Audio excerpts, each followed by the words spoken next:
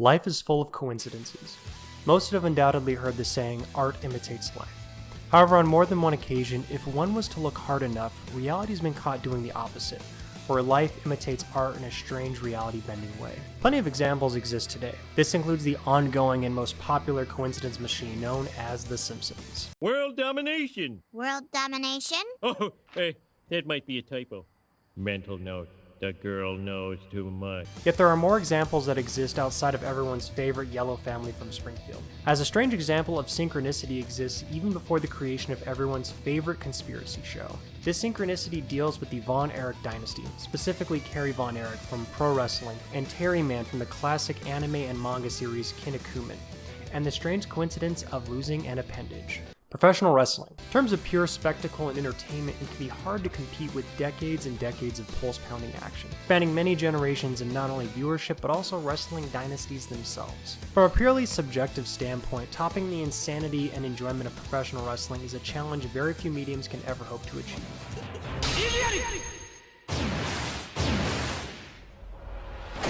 Enter anime and manga. Where the limitations of reality hold us back from some truly captivating moments, anime and manga are here to fix that problem. Equally as harrowing, heartbreaking, insane, and entertaining, anime and manga help capture that little piece of heaven that's debatable no professional wrestler can touch. It doesn't matter! Oh, it doesn't matter! So what happens when you take one insanely entertaining medium and mix it with the other? You get something very special. Something truly special. A wrestling manga that combines superheroes, monsters, aliens, Dragon Ball Z, tons of professional wrestling references. You get Kinnikuman, or better known in the States as, which is the center point of today's strange synchronicity and topic. Attempting to summarize all of Kinnikuman in a few short sentences would be doing the series a great disservice. What I can tell you is that if you find yourself a fan of professional wrestling and shonen-style fight anime/manga, you owe it to yourself to give this masterpiece of a series a shot. If anything, it's considered one of the most influential precursors to the shonen fight genre. So if you like Dragon Ball, Bleach, Naruto, etc., this is where it started.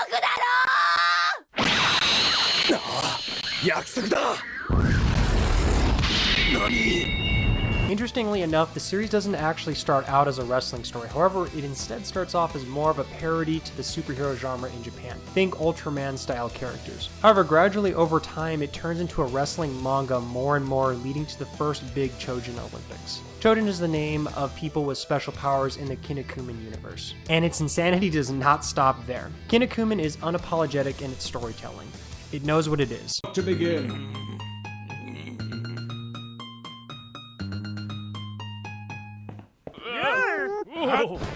Rocket Man doesn't even wait for the bell to start his full assault! That ain't fair at all. What kind of superhero is he? The authors clearly enjoyed what they created throughout the series by referencing and telling stories of things that they cared about. Kinnikuman most obviously wears its affection for professional wrestling on its chest. A true love of professional wrestling is expressed in the series as tons of cameos and references are present. Classic wrestlers like Dusty Rhodes and Hulk Hogan either make cameo-type appearances or are outright characters who have their names changed, for obvious legal reasons. This brings us to the Von Erich dynasty and Terryman, the best friend of the titular character Kinnikuman. Modern-day fans of pro wrestling tragically have forgotten the Von Erich dynasty and the impact that they left on pro wrestling. Much of what is remembered is the tragic reoccurring events which befell the family one after another. In this video, much of the same will occur, however, it shouldn't be forgotten what an impact the father Fritz Von Erich made in helping to reinvigorate the love of the sport in Japan. Or after the landmark title victory between Terry Von Erich and Ric Flair, tragically after the passing of the oldest brother David Von Erich. A few years later, Terry Von Erich would lose his... It's true, and quite possibly even more incredible is that he kept it a secret for many, many years. The general audience had no clue, and looking back on many of his matches post-amputation, he was still the Texas Tornado everyone knew and adored. Although the sequence of events couldn't have possibly been known by the Von Erich family, the story in the pages of Kinnikuman regarding the loss of Terryman's left leg echoes many of the events that would befall the Von Erichs in the future.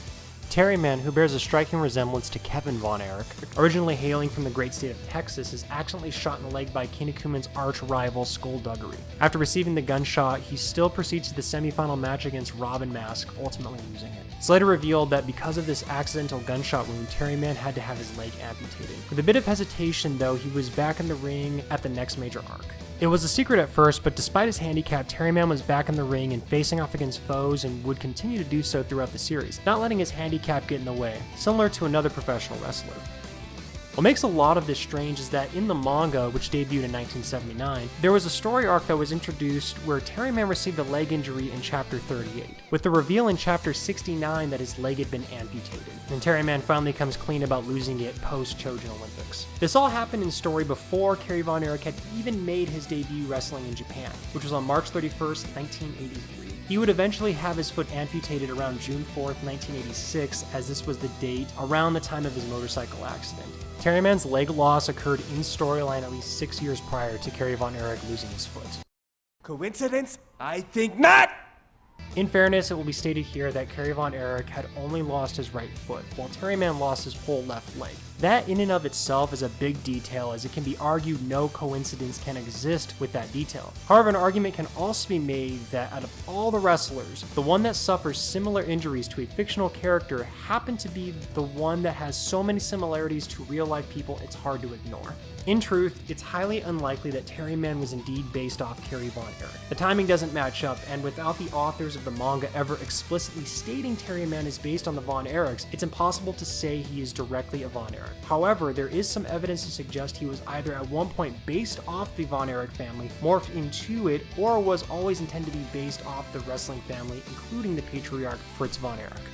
The first big thing to notice is Terryman's appearance and the striking similarities he has to the more well-known Von Erich brothers, in particular resembling Kevin Von Erich the most, at least during this point in time. Which would make sense as both David and Kevin Von Erich had already been wrestling a few years prior to Kerry making his debut in professional wrestling. It is entirely possible that the authors of the manga had seen matches of Kevin and David Von Erich prior to the creation of the manga, or had at least seen photographs because of the major influence of Fritz Von Erich in Japanese wrestling scene. Even Fritz Von Erich himself looks a lot like Terryman in later points of the series, but more on Fritz a bit later. Focusing on Kevin Von Erich a bit more, he had started his professional wrestling career years before Kerry Von Erich had made his professional debut, even going so far as to work multiple matches in Japan, the earliest being May 25th, 1979 in All Japan Pro Wrestling Superpower Series in a tag team with his brother David Von Erich.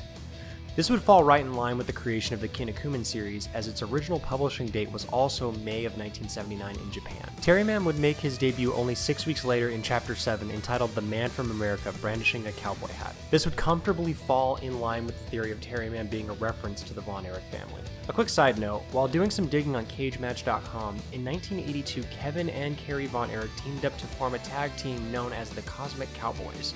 Coincidentally, Terryman is considered a cosmic cowboy, as multiple times in the series he has traveled to other planets to face foes, specifically chapters 86 to 89, which would have almost coincided with the time frame that the tag team was formed. Next would be Terryman's location. He hails from Texas. Originally, it only states he's from Texas when he's first introduced into the series. However, later when Kinnikuman is attempting to recruit him, he's found in Amarillo, Texas. This one's a bit of a stretch, however. The Von Erichs were primarily based out of Fort Worth and Dallas, Texas, as the WCCW was located there. This puts Terryman's location about 5 hours from the Dallas area.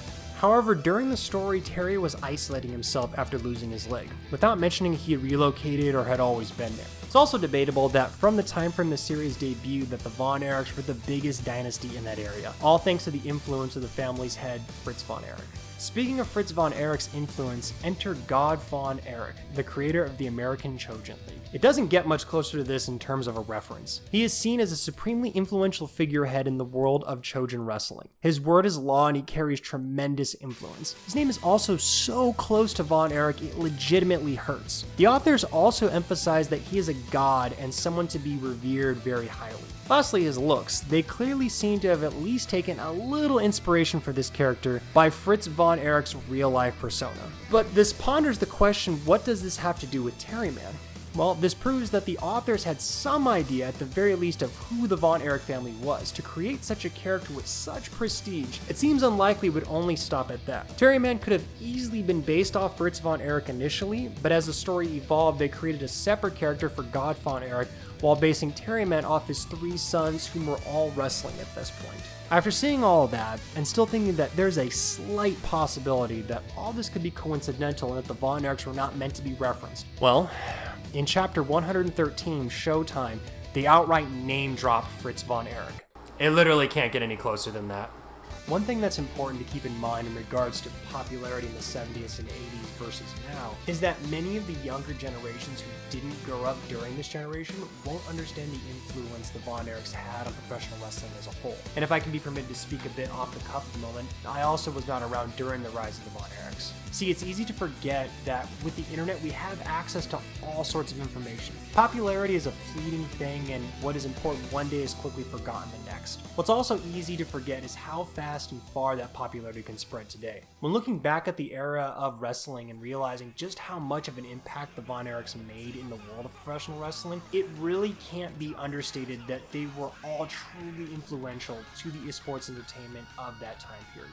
And to fans of a medium, when there is something that influential to your given passion, how could you not draw inspiration? So, did the creators of Kinnikuman become harbingers of fate, leading to the demise of Kerry Von Erich's foot? No.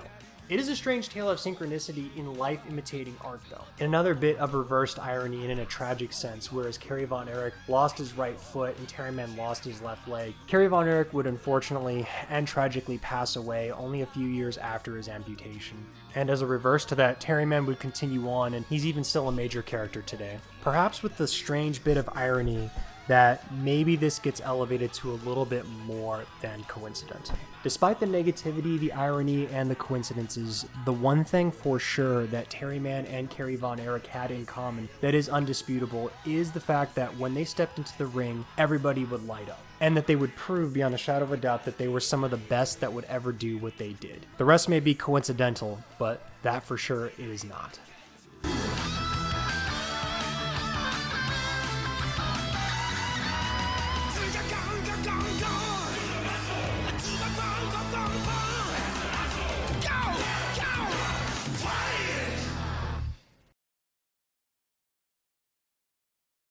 Hi everybody, I just wanted to take a quick second and kind of give some quick thanks to a few people.